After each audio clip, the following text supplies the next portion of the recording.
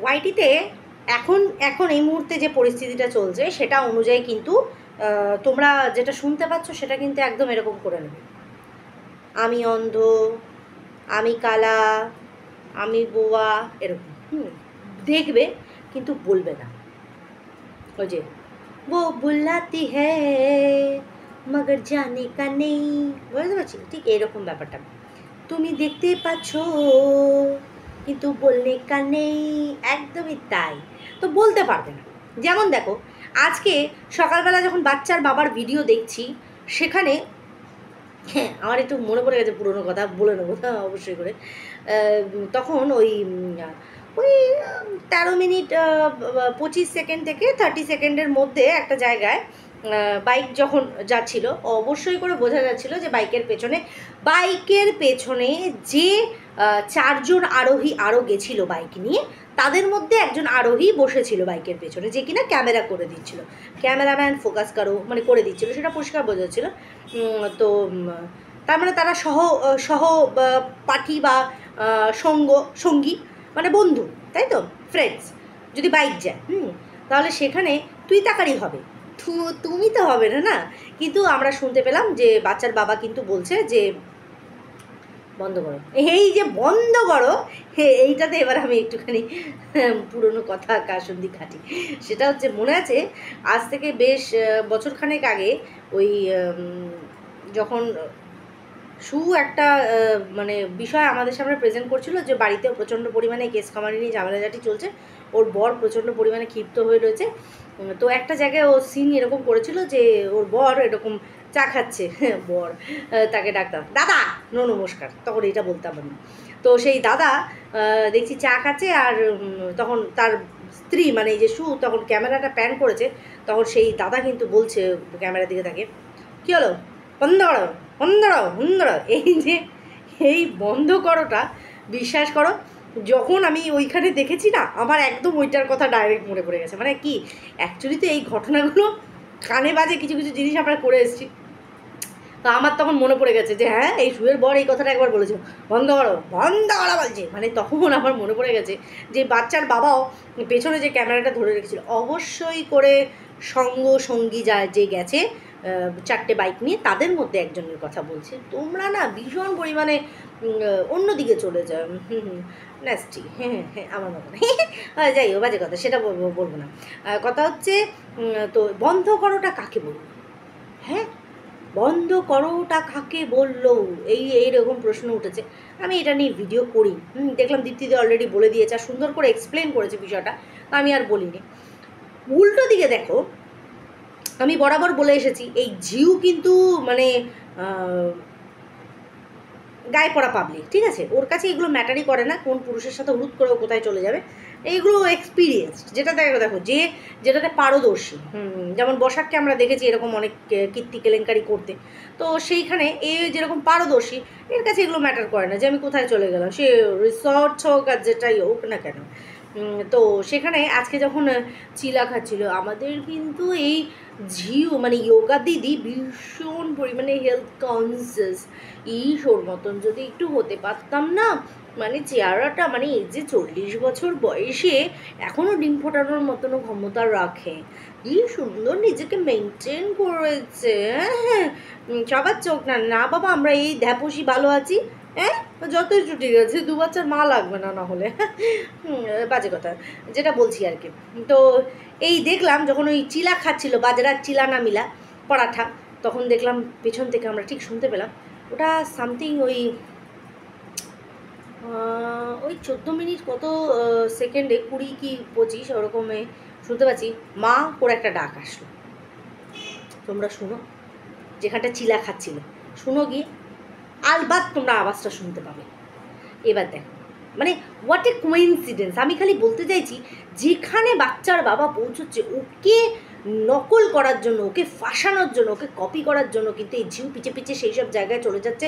মানে ফটো তু খিচ Mary photo, তু খিচ মেরি ফটো, তু খিচ মেরি ফটো পিয়া, মানে এরকমভাবে ও ফটো ক্লিক করে বেড়াচ্ছে। আবার দেখো আজকেও ঠিক ওরও কিছু শোনা গেছে, এরও কিছু শোনা গেছে, মানে ভীষণ পরিমাণের টেলিপ্যাথি, মানে মানে দুজনের এত কানেকশন মানে ক্রিয়েট করার চেষ্টা হচ্ছে। যাই হোক, এটা বাজে কথা বলবো না। তো এই হলো ব্যাপার, এগুলো তোমরা দেখবে, দেখে সব দেখনে কা হ্যায় মগর বলনে কা নেই। এই যে বলবে না কিন্তু তোমরা একদম এইসব কারো কথা বলবে না, আমি বলে দিলাম, লাস্ট ওয়ার্নিং দিয়ে যাচ্ছি, কেউ এইসব নিয়ে বলবে না। যাই হোক বন্ধুরা, ভিডিওটা এখানেই শুরু করছি। তার আগে বলি welcome back to my channel. কেমন আছো তোমরা সবাই? আশা করি সবাই ভালো আছো, আমিও ভালো আছি। দিনের সেকেন্ড ভিডিও নিয়ে চলে আসলাম।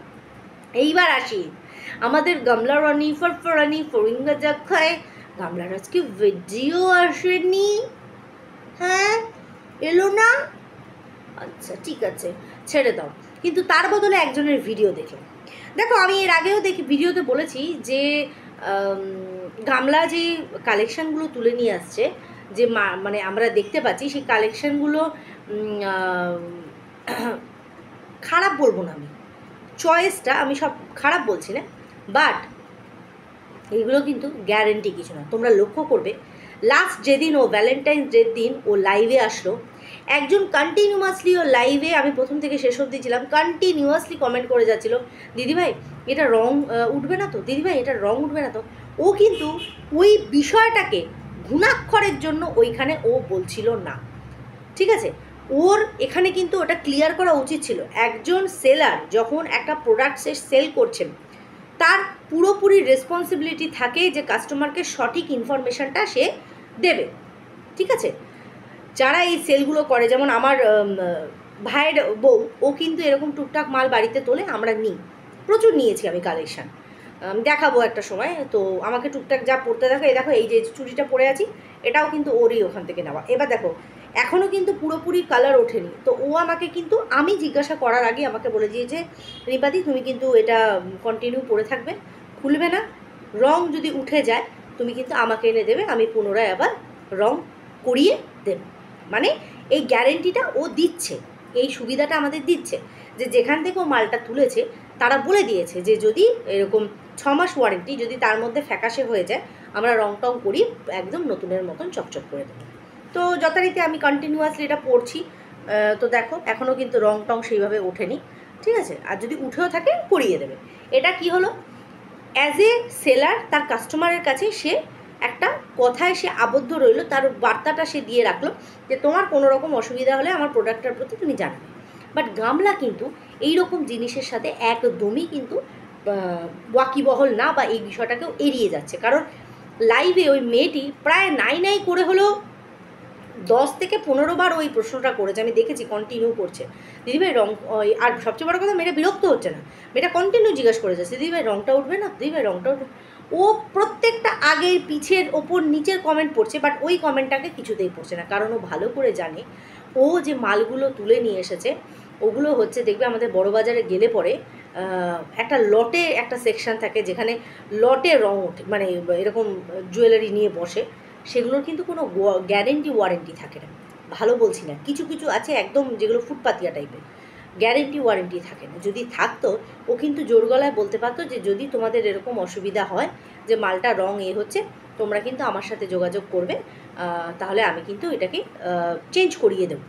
বোঝাতে পারছি জিনিসটা এরকম সুবিধা থাকে। যেমন এই যে মিশো অ্যাপটা সবচেয়ে চিপ অ্যাপ, মানে আমাদের মতন মানুষের ক্ষেত্রে। এখন তো তবুও প্রোডাক্টের দাম একটু বাড়িয়েছে, বাট যে সময় মিশো স্টার্টিং করেছিল আর এখনও যে প্রাইসটা সে ধরে রেখেছে রিজনেবল, এখনও মানুষ ক্যারি করতে পারছে। একটা সালোয়ারের সেট আমি পেয়ে যাচ্ছি ওখানে 550 টাকায়, বোঝাতে পারছি। একটা কুর্তি, ভালো কুর্তি মোটামুটি আমরা 350 টাকা থেকে স্টার্টিং পাচ্ছি, যেহেতু আমাদের একটুখানি এক্সেলের জায়গায় ডবল এক্সেল লাগছে, সেই জায়গায় দাঁড়িয়ে কিন্তু কাপড় অনুযায়ী একটু লেন্থটা বেশি হচ্ছে, তো অটোমেটিক্যালি প্রাইসটা বেশি হচ্ছে।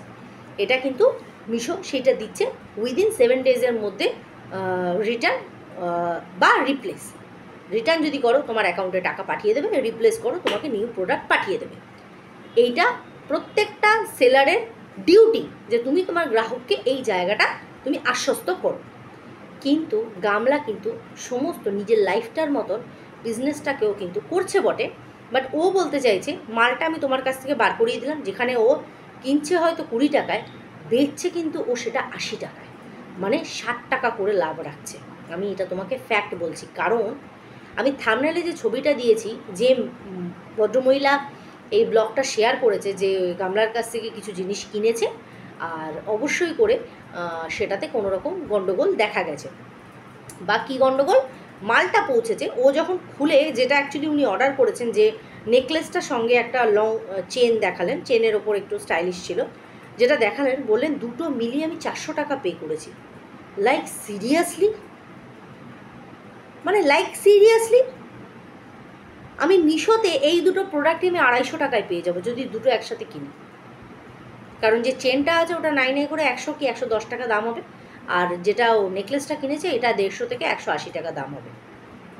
তাহলে তোমরা ভাবো সেখানে দাঁড়িয়ে ও কত টাকা লাভ করছে। এইভাবে বিজনেস হয় না।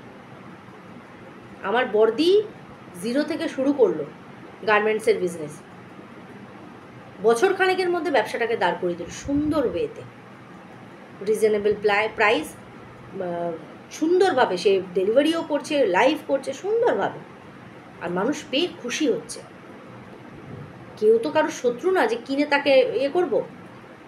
কিন্তু হ্যাঁ, যখন ইনি ভদ্রমহিলা, যখন শম্পা মেবি নাম, উনি যখন এটাকে আমাদের কাছে তুলে ধরছিলেন, ওখানে ওনার কমেন্ট বক্সে আরেকজনকে আমি কমেন্ট করতে দেখলাম, উনি বলছেন আমারও এক ফ্রেন্ড এরকম কিনেছে, অর্ডার দিয়েছে একটা জিনিস, তার সাথে দুখানা ব্যাঙ্গেল চলে গেছে, আর যখন তাকে ফোন করে জানানো হয়েছে দুটো ব্যাঙ্গেল এসে, বলছে ভুলবশত চলে এসেছে, আপনি পেমেন্ট করে দিন।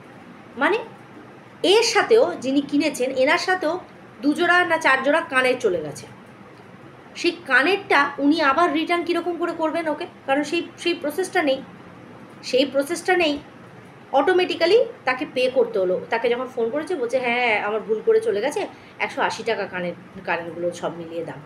উনি আবার 180 টাকা পে করলেন। না, উনি রিগ্রেট করেননি, উনি বলছেন এরকম টাকা তো কত বেরিয়ে যায়, কিন্তু প্রবলেমটা হচ্ছে এই টাকাটা উনি কেন দেবেন? এটা তো উনি অর্ডার করেনি, তোমার ভুলের মাসুল ও কেন গুনবে? তুমি ভুল করে পাঠিয়েছো, আমি পে করব কেন? আমি কেন পে করব? সেম আরেকটা কাস্টমার যে কমপ্লেন করেছে তারও তাই, দুটো ব্যাঙ্গেলস তার সাথে চলে গেছে। কেন গেছে? যদি আমি ফ্রি গিফট কিছু পাঠাই সেটা আলাদা বিষয়, সেটার জন্য তো আমাকে পে করতে হবে না, বাট সঙ্গে এক্সট্রা আরও 2-4টে জিনিস এক্সট্রা চলে যাচ্ছে, আর এটা একজনের সাথে না, এই নিয়ে 2 জন কমপ্লেন করলো। এরকমভাবে সম্ভব? জীবনটার সাথে সাথে ব্যবসাটাকেও মানে খিল্লি করে বলছে নাকি লোক ঠকানোর একটা জিনিস। এমনি তো 10 টাকার জিনিস 50 টাকায় বিক্রি করে 40 টাকা লাভ করছে, প্রথম কথা, যেটা কোনোভাবেই প্রযোজ্য না, কোনোভাবেই না।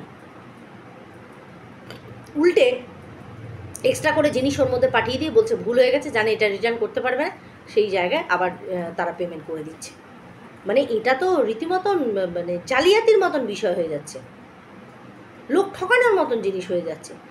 মানুষ ব্যবসা করতে নেমেছে, ওদিকে আমাদের ফেস মাসি উনি বসে গেছেন, হ্যাঁ যেখানে রিটার্নের অপশান থাকে সেখানে, হ্যাঁ আমি দেখে নিই আপনার ভিডিওটা, খালি টাইটেল দেখলাম, দেখে নিই তারপরে আপনারে গাতন দেব। রিটার্ন অপশান, ওর তো কোনো অপশান নেই রিটার্ন হওয়ার, কীরকমভাবে পাঠাবে? তাহলে তাকে আবার কি করতে হবে? এটা আমার মনে হয় করা উচিত, পোস্ট অফিসে তার মানে অ্যাড্রেস, যেটা যে পাঠায় তার অ্যাড্রেসটা থাকে, তো আমার মনে হয় পোস্ট অফিসে একটু কষ্ট করে গিয়ে ওই একটা এরকম পোস্ট খাম নিয়ে থাকে, কোনো জিনিস সেন্ড করার বড় খাম দেয় বা এরকম প্যাকেট দেয়, তো ওরকমভাবে প্যাক করে নিয়ে আমার মনে হয় সেটা সম্পূর্ণভাবে তার অ্যাড্রেসে একদম ছুঁড়ে মারা উচিত, যে আমি কেন, তোমার ভুলের শাস্তি আমার কেন হবে, আমি এক্সট্রা টাকা কেন পে করবো তোমাকে? 1-2বার হলে পরেই দ্বিতীয়বার থেকে এই জালিয়াতি কারবারগুলো বন্ধ করে দেবে। ব্যবসা খুলে বসেনি তো ঢং করতে বসেছে। তো যাই হোক, এইটুকুই আমার বলার ছিল। আর কখনোই ওই হারগুলো দুটো মিলিয়ে 399 400 টাকা কখনো দাম হতে পারে না, কখনো না। ঠিক আছে, তোমরা গিয়ে সার্চ করো, মিশোর জুয়েলারি সেকশানে গিয়ে তোমরা সার্চ করো, যাও সিলভার জুয়েলারিতে, ভালো ভালো এর থেকে আরও সুন্দর অপশান তোমরা পাবে কম দামে। আমি নিজেই ইউজ করি, আমি জানি। লোকে বিশ্বাসই করবে না, আমার একটা পার্পল কালারের অসাধারণ একটা শাড়ি আছে, মিস্টার ঘোষ আমাকে লাস্ট ইয়ার তার আগের বছর দিয়েছিলেন, অসাধারণ শাড়িটা, মানে তুলনা হয় না। মানে আমার এত শাড়ির মধ্যে বেস্ট আরেকটা এবছর কিনে দিয়েছে, সেটা এখনও ভাঙা হয়নি, আমার ভাসুরজির বিয়ে আসছে তখন পরব।